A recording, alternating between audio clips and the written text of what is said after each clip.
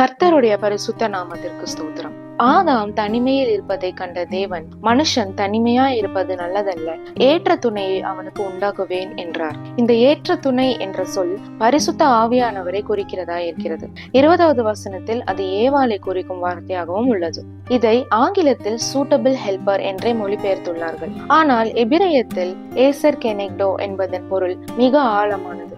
Acer என்றால் ஒருவர் தனக்குத்தானே செய்து கொள்ள முடியாத இன்றியமையாத உதவியை குறிக்கிறது. இதே வார்த்தை நெருக்கடியான போர்க்காலங்களில் இஸ்ரவேலின் மீட்பராகிய தேவனை விவரிக்க வேதாகமத்தில் 16 முறை பயன்படுத்தப்பட்டுள்ளது. கெனெக்டோ என்றால் ஏற்ற, பொருத்தமான, பக்கபலமான அல்லது எதிரான என்று பொருள் கொள்ளும். ஆங்கிலத்தில் காம்ப்ளிமெண்ட், ஆப்போசிட்டோ என்று அர்த்தம் கொள்ளும் வார்த்தையாய் இருக்கிறது.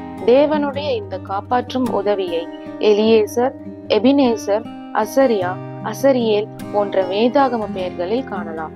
God helps those who help themselves. இறைவன் தன்னை தானே உதவி கொள்பவர்களுக்கு உதவுவார் என்ற பழமொழி பரவலாக பேசப்பட்டாலும் நம் வேதாகமம் இதற்கு எதிரான கருத்தையே கூறுகிறது. திக்கற்ற பிள்ளைகளுக்கு சகாயர் நீரே என்று சங்கீதம் 10:14 கூறுகிறது. எனக்கு ஒத்தாசை வரும் பர்வதங்களுக்கு நேராக என் கண்களை ஏறெடுக்கிறேன். வானத்தையும் பூமியையும் உண்டாக்கின கர்த்தரிடத்திலிருந்து எனக்கு ஒத்தாசை வரும். ஆமென்.